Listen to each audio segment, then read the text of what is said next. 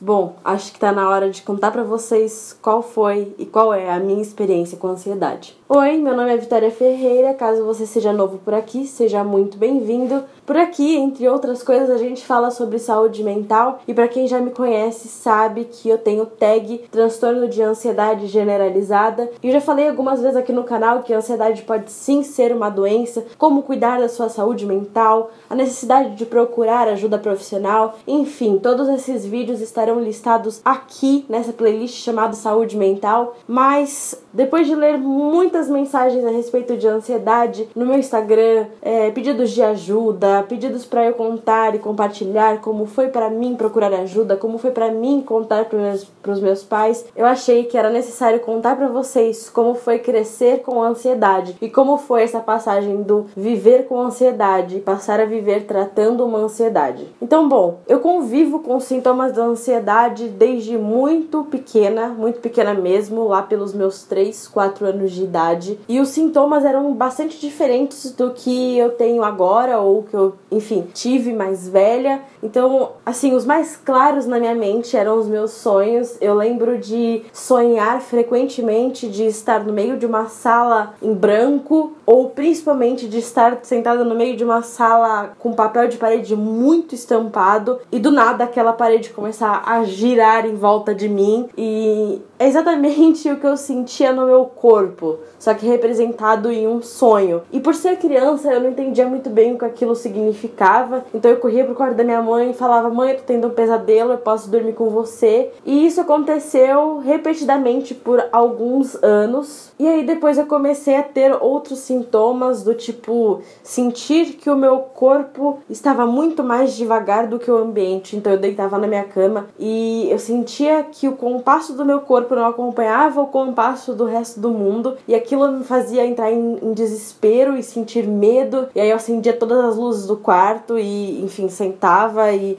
tentava me distrair, sabe? E também sentia frequentemente um vazio no meu coração, exatamente assim que eu descrevia pra minha mãe: mãe, meu coração tá vazio, ou mãe, o meu coração tá doendo. E por serem sintomas extremamente subjetivos, eu não conseguia perceber que se tratava de uma ansiedade, por ser muito pequena e também não ter conhecimento, e por estar numa casa que, enfim, ninguém tinha conhecimento a respeito de doenças mentais e, enfim, acerca dessas coisas mesmo até aquele momento. Eu fui convivendo com essa doença até os sintomas se tornarem mais claros. Eu sempre roí as minhas unhas, eu sempre tive muita dificuldade em assumir responsabilidades, eu sempre fiquei muito estressada com atrasos, com espera, nunca fui uma pessoa paciente, eu me estressava com muita facilidade, mas eu atribuía tudo isso à minha personalidade. Eu falava: eu não sou uma pessoa paciente, eu não gosto de esperar, eu tenho dificuldade em assumir responsabilidades. Eu atribuía tudo aquilo, todas aquelas características à minha personalidade, sem perceber que na verdade eram sintomas. Eu percebi que aquilo era um pouco mais sério do que simplesmente a minha personalidade difícil quando começaram a surgir os ataques de pânico. Então, a primeira vez eu tava no terceiro colegial, acho que foi a primeira vez, é um pouco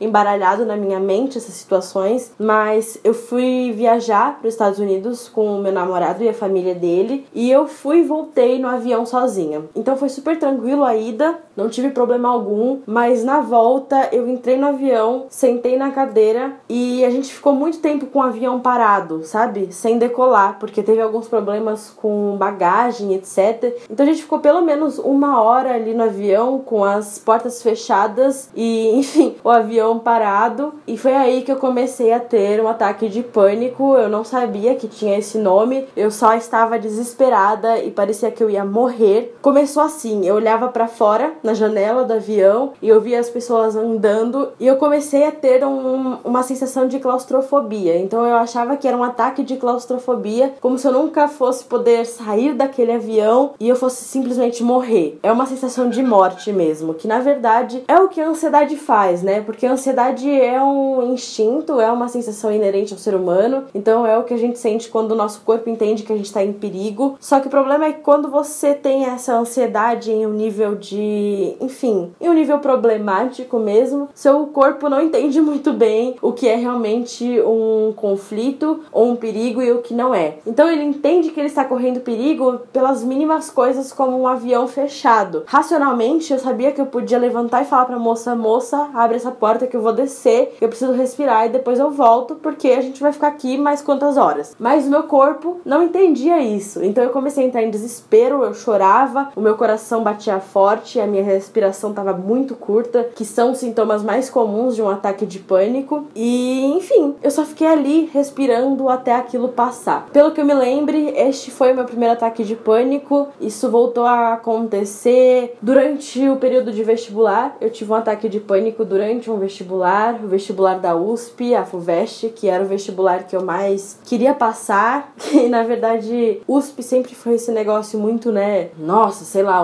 uma meta de vida, principalmente para as pessoas de São Paulo, mas eu acho que pro Brasil todo, que era aquilo de, tipo, o professor te incentivava a passar na USP independente do que você fosse cursar. Então, pra mim, eu tinha que passar naquela prova. Era minha obrigação. E eu tive um ataque de pânico no meio da prova, eu não consegui terminar, eu simplesmente chutei a metade da prova que eu já não era boa, que era exatas, porque eu sempre começo por aquilo que eu vou bem, então, assim...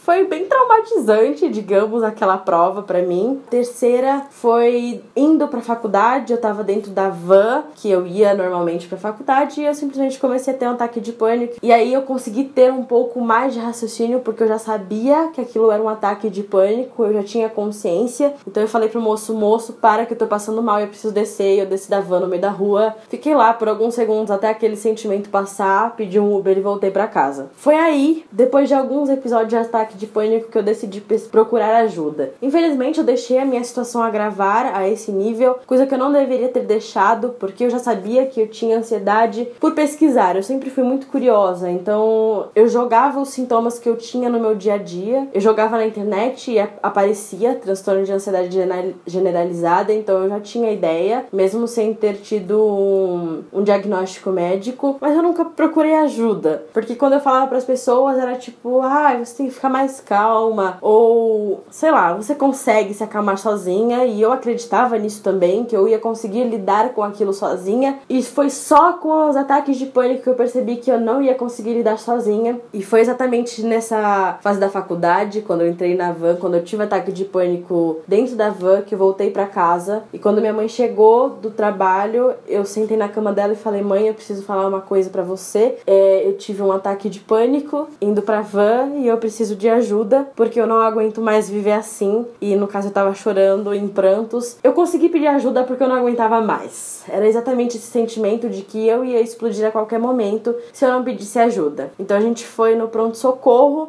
no psiquiatra do pronto-socorro, porque na época a gente não tinha convênio médico e psiquiatra é um negócio muito caro, então a gente foi até o SUS. Eu contei pro médico, pro psiquiatra, o que tinha acontecido e ele falou, bom, eu vou te passar um medicamento, mas só por uma emergência, só pra você conseguir lidar com esses sentimentos, mas você precisa ter um acompanhamento psiquiátrico e psicológico. Então, na hora, ele já me passou uma guia, uma recomendação para ser transferida pro psiquiatra do SUS, e aí foi aí que eu comecei o tratamento médico. Então, eu comecei o medicamento antes da terapia, o que hoje eu indico que você faça o contrário, que você comece a terapia antes do medicamento, mas enfim, acho que eles têm que andar juntos realmente. E bom, eu fui acompanhando com o SUS o meu medicamento, até que a gente conseguiu o convênio médico, e aí eu fui pro psiquiatra do convênio, que mudou o meu medicamento pro medicamento mais leve, que tinha menos impactos no meu corpo, e aí ele me passou pra uma psicóloga. Ele disse, você não pode simplesmente tomar remédio, porque você vai estar tapando um buraco, sabe? Ansiedade você não trata com remédio, você vai anular os sintomas com remédio pra você ter a capacidade de se tratar. Então aí eu comecei a ir pra terapia, foi essencial pra mim, e foi aí que comecei o meu tratamento, foi aí que eu comecei a falar sobre isso aqui no canal, porque antes disso eu não me sentia preparada, nenhum exemplo pra falar sobre isso, e a partir do tratamento psiquiátrico, com psicóloga, eu passei pra outros tratamentos, como exercício físico, meditação, alimentação, que são coisas no nosso dia a dia que também auxiliam muito no tratamento da ansiedade. Então, o tratamento de ansiedade é um conjunto de coisas, não é só medicamento, pode não ser só terapia. Então, é medicamento, é terapia, é exercício físico, é alimentação, é meditação. É toda uma mudança no seu estilo de vida que vai te auxiliar nesse tratamento, sabe? Na busca de uma saúde mental melhor e na busca de se livrar do medicamento. Lembrando que nem todo mundo precisa recorrer ao medicamento, mas eu não posso te dizer se você precisa ou não de medicamento ou do que você precisa ou não para tratar a sua ansiedade. Então você precisa, independente de qualquer coisa, ir pro médico. Gente, você não pode ter vergonha, é médico, sabe? Ele trata disso e de coisas muito mais graves que o seu caso todos os dias. Ele foi preparado para isso. Então você não pode ter vergonha dele, sabe? Eu entendo se você tiver vergonha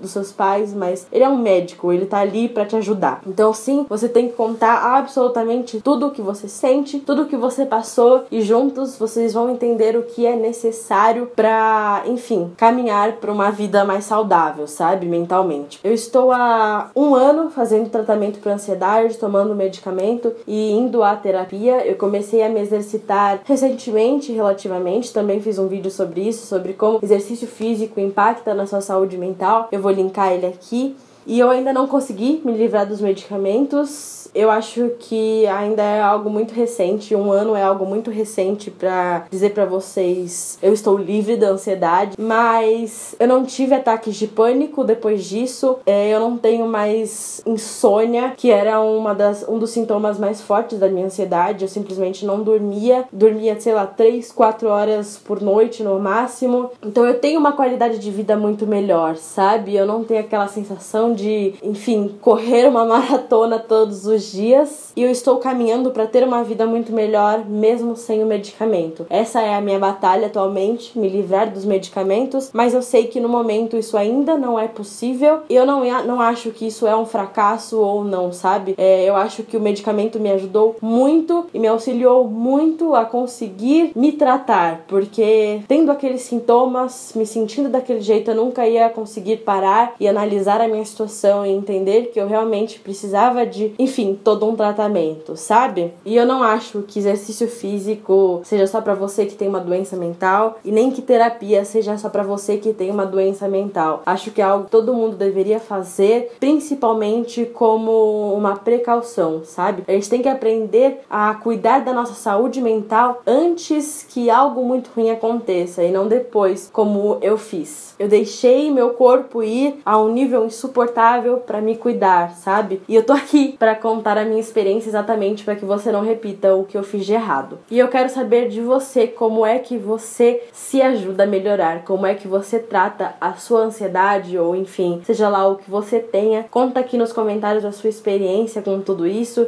Aqui do lado vão ter 2 vídeos anteriores pra vocês assistirem. Também a playlist sobre saúde mental, que tem todos os meus vídeos aqui do canal sobre esse tema. E se você ainda não é inscrito por aqui, clica aqui no meu rostinho que você vai se inscrever de graça e rapidamente, tá bom? Um enorme beijo e muito obrigada por me ouvir. Tchau!